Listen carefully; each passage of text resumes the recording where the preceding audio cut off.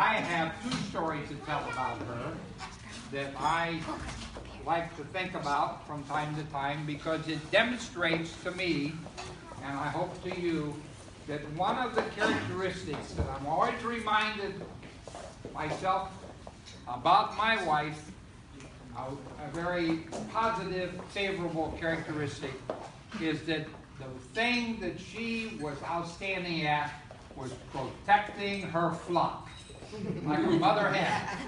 She was so protective. No one messed with her flock, or she was concerned and worried if everybody wasn't home comfortably with her. And one of them was many years ago when we only had one daughter, Lynn, and we're living in Palau. And my job in those days was to go out to the schools and work with the teachers and help them improve their teaching. And one of the places in Palau, this was in Palau. Palau. She remembers Palau, Grandpa. You got that. She's like, are you going to tell that story? Why are you telling that story?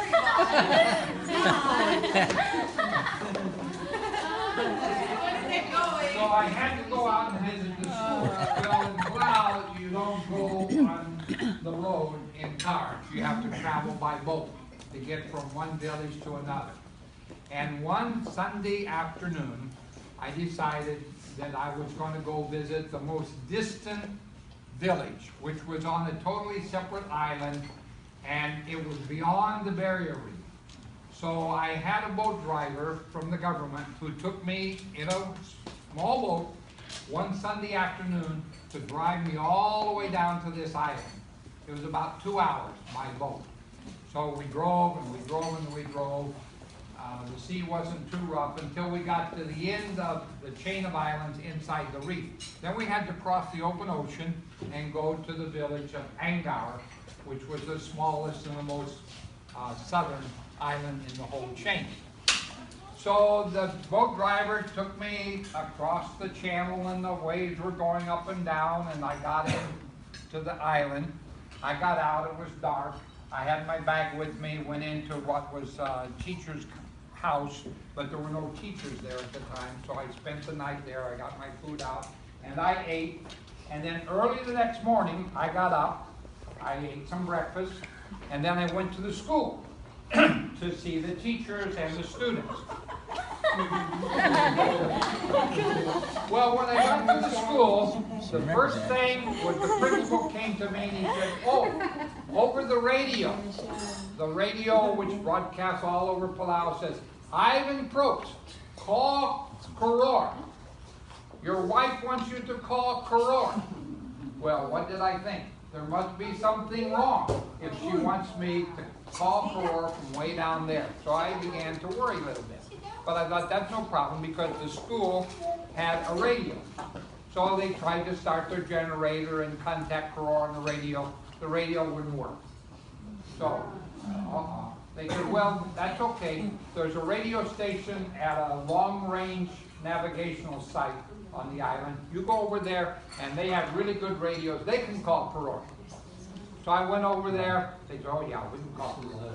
They called Koror, Koror, Koror. No answer, no answer. They couldn't raise Koror on the radio. So what was I going to do? I was worried that something happened. You know, Lynn was a baby. Maybe something happened to her. And Grandma here wanted me to come back to see what was wrong. So they didn't have cell phones? Social media. Facebook. I could yell, hey, Koror, but I couldn't yell loud enough. So what was I going to do? I said, how can I get to Koror? They said, well, there's a boat that can take you across the Peleliu. And over there, there's a boat that goes every day, a slow boat that goes up to Koror.